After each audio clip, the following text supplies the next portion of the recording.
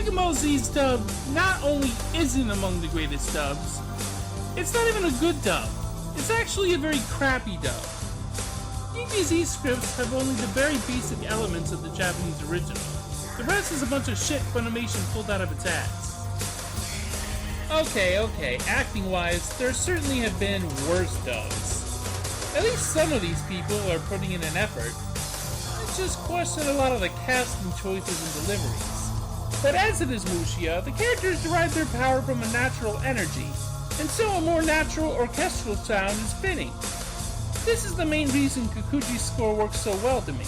The Japanese original music to DBZ is just as much a part of the show as Escaflowne's is to it. Replacing it is a form of cultural chauvinism, the belief that American creatives can do better than the Japanese creatives. It's deeply offensive to the source material. You might as well paint over Surats a Sunday afternoon.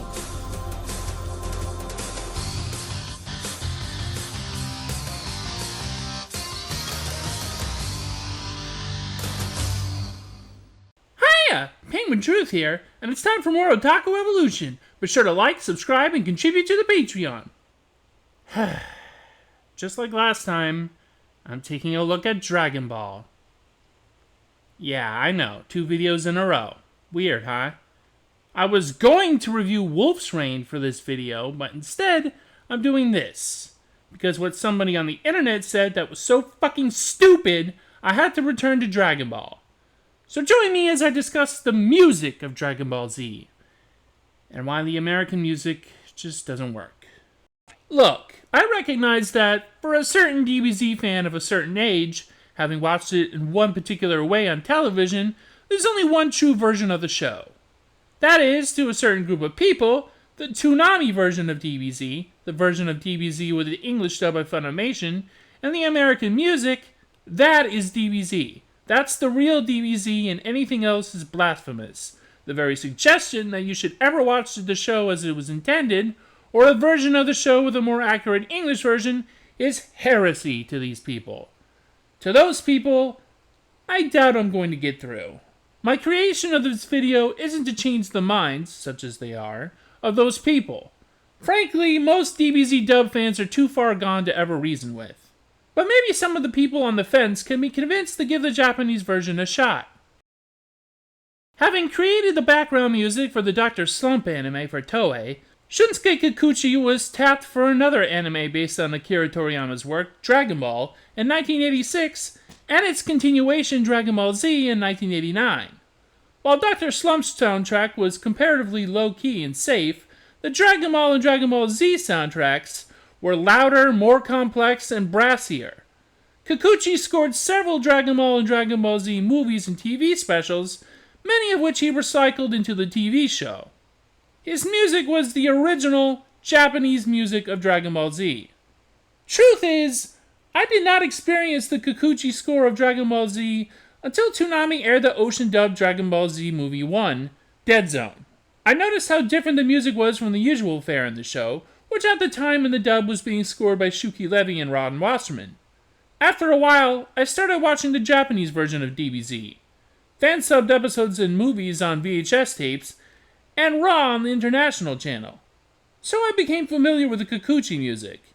In engaging those outlets, I became a fan of the Japanese score, which I felt was grander in scope.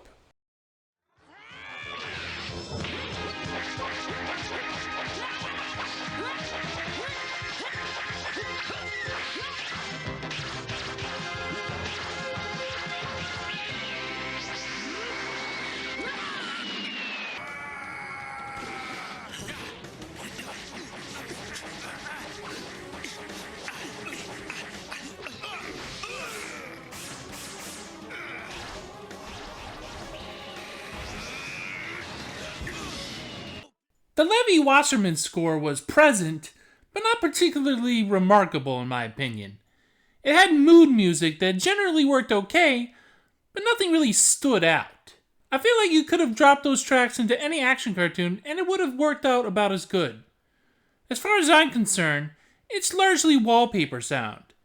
It didn't really engage with the material. What you got, Kakarot? Galagan fire! Oh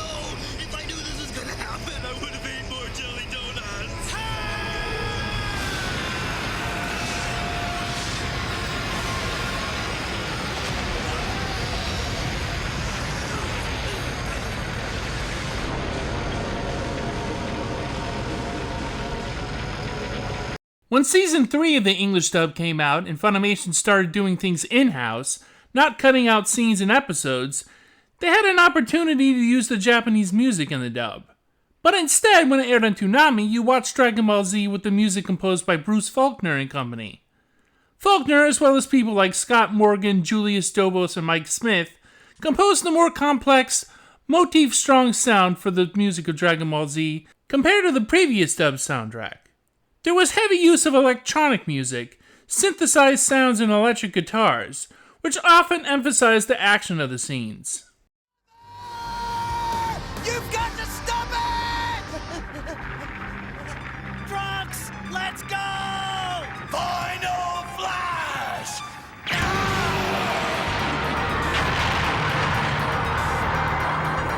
What's this?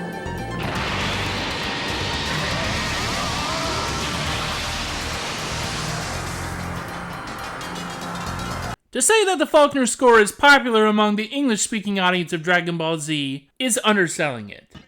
A lot of people associate that sound with DBZ and DBZ with that sound.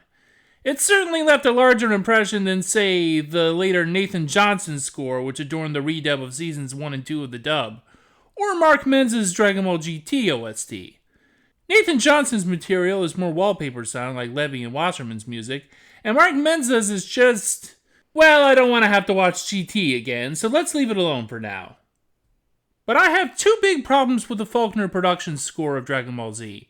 The first is pretty simple and much more objective an issue. It never should have existed to begin with. The absurdity, not to mention the borderline racism, of replacing the music of a Japanese animated production is, frankly, maddening. The Faulconer music is not the music intended for Dragon Ball Z. Period.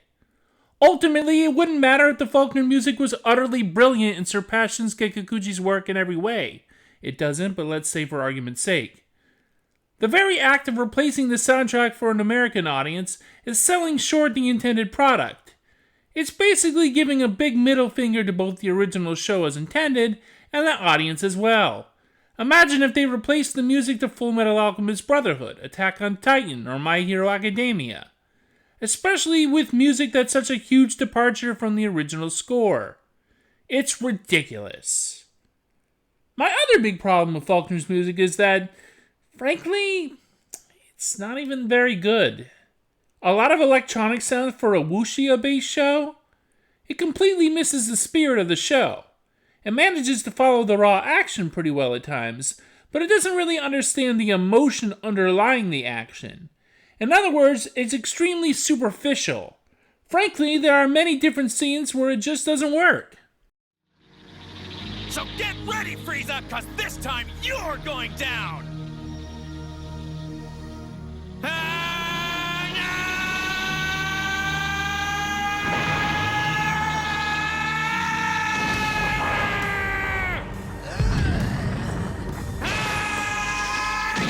In my last video on the DBZ dub, I talked about the scene wherein Vegeta dies on Namek. The scene continues though, with Goku burying Vegeta. In the Japanese version of the scene, when Goku buries the Wicked Saiyan, a kind of building music plays, starting slow and then working its way up to this hopeful note, showing that while a tragedy has occurred, it's given Goku the motivation to fight Frieza.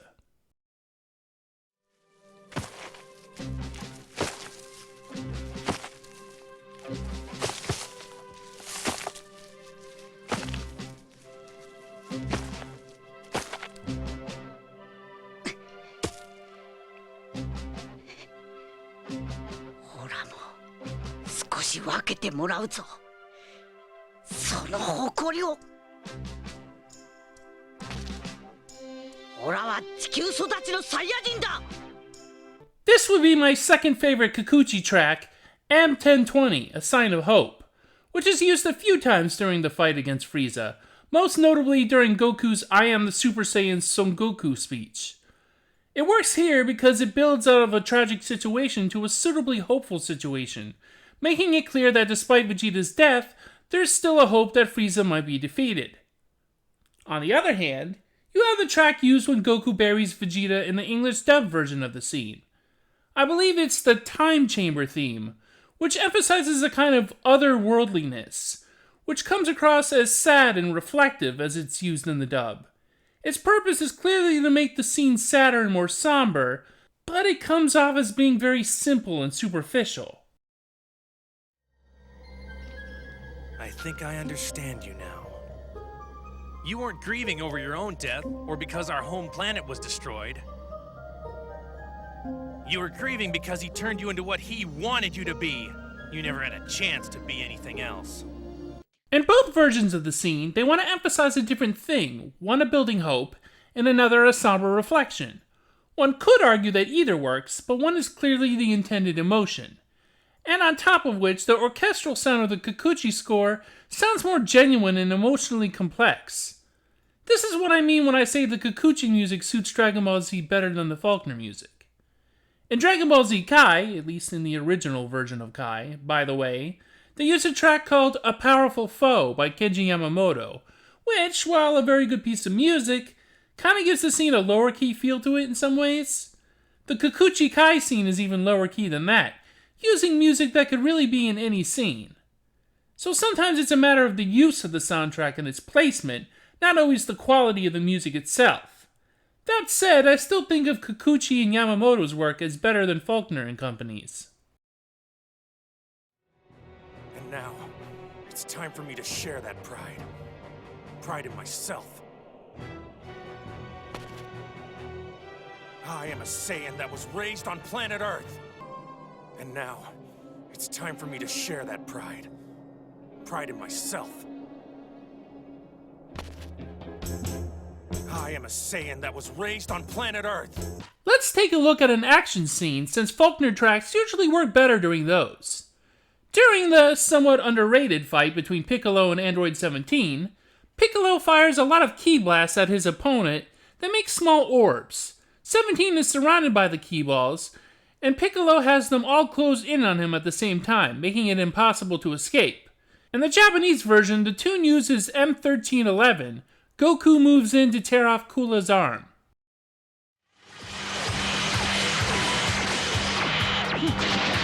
見損なったぞ。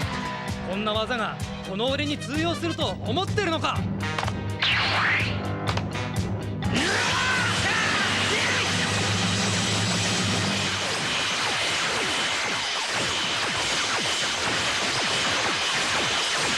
どこを狙ってやがる。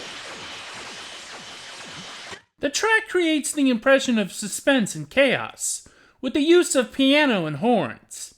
It works because it follows the action well, the chaos of the many ki balls flying around and the building tension to Piccolo's utilizing them for his attack. The Faulconer track during the same scene is a track called Super Namek.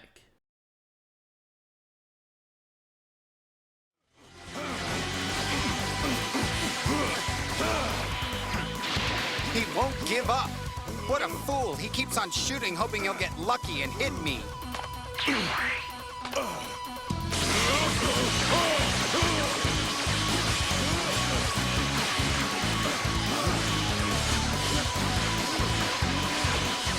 It's time to end this.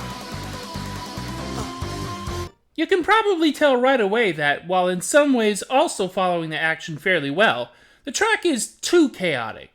It's all over the place, its melody never breathing because it's suffocating under all the different sounds going on simultaneously. It's very loud to an obnoxious level, and sounds like an overwhelming rush of sound rather than a proper tune.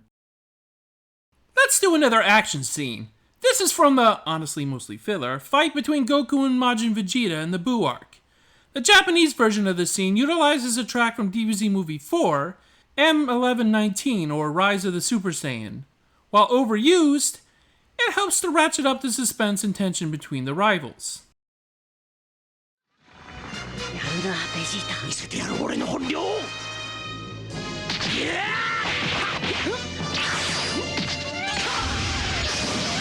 Now, the Faulconer track used in this same scene is pretty unremarkable. If I'm correct, then it's called Majin Vegeta, and it can barely be heard, so it's kind of the opposite problem from the previous example.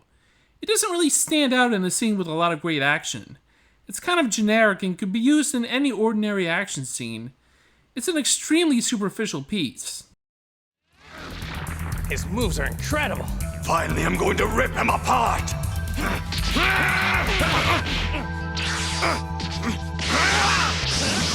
In Dragon Ball Z Kai, the final chapters, the music that accompanies this scene is Norihito Sumitomo's Reviving Majin Buu. It creates an interesting effect, projecting a sense of mystery, and tinges it with the same atmosphere as Bobby D and his goals, as if to remind us who this fight is benefiting. I like it, just not as much as I like the Kikuchi track. Not bad, Vegeta. There's more to come.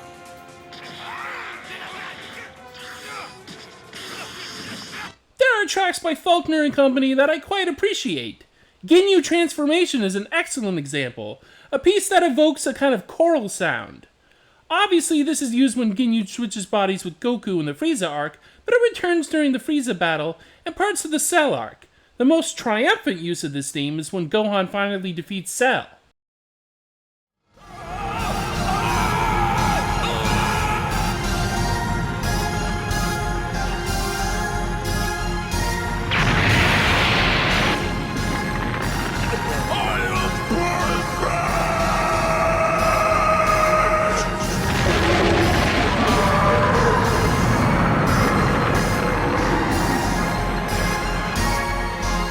One of the most celebrated dub moments is when Goku transforms into Super Saiyan 3 with the tune of Super Saiyan 3 Power Up. This is a great track too. However, I'm not sure if it's necessarily great for the scene.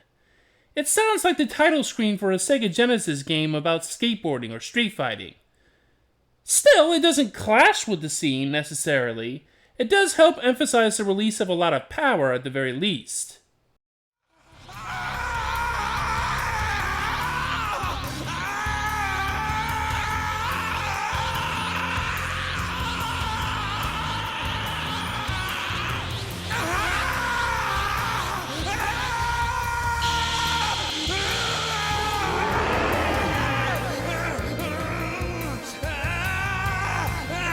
Vegeta's theme, Vegeta Super Saiyan, Home Sweet Home, Perfect Cell's theme, these are tracks I vibe with to some degree. But they're all too electronic, too basic in emotional depth, to really stand next to the Kikuchi's orchestral sound, or Yamamoto's, or Sumitomo's even.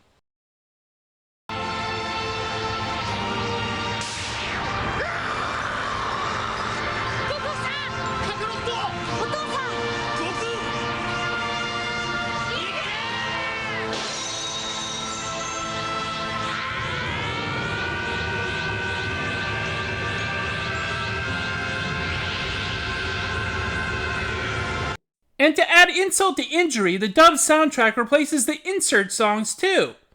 This is especially heinous during the Cell games when Gohan transforms into Super Saiyan 2, and instead of Day of Destiny Spirit vs. Spirit, it's just more electronic music. The most sublime moment in Dragon Ball anime history, ruined. I've never been able to forgive the English dub for it. It's a real abomination.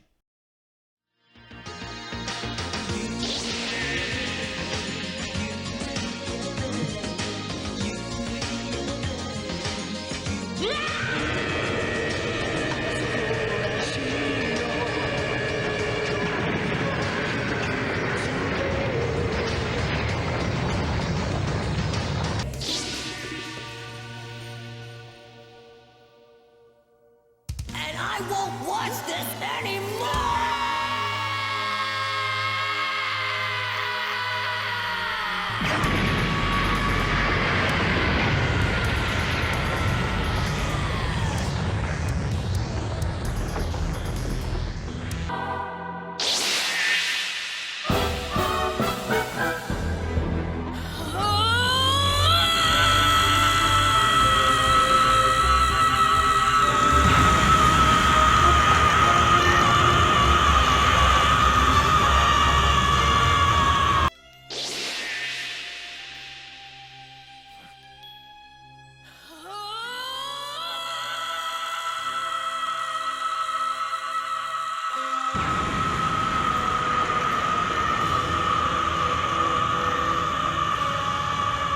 As I've stated before, because the characters derive their abilities from a natural energy, it only makes sense that the music that surrounds them be a more natural sound.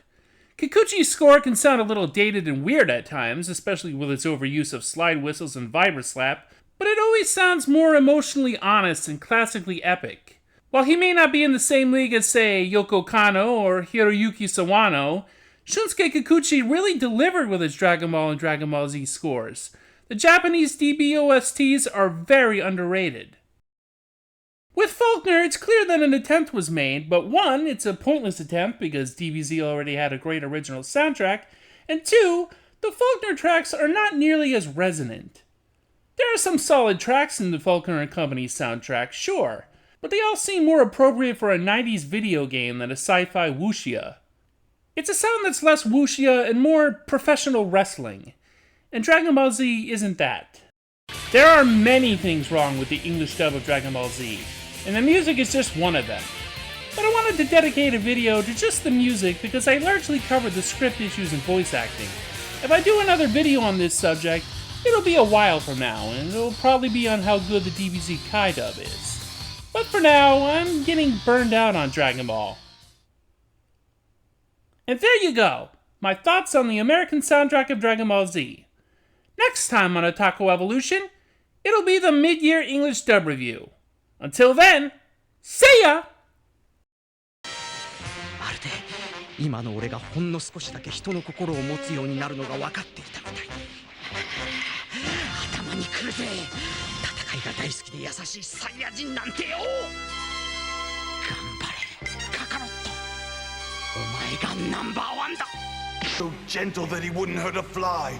Oh, it makes me angry just thinking about it. But perhaps it is my anger that has made me blind to the truth for so long. I see it now. This day has made it all too clear. You're better than me, Kakarot. You are the best.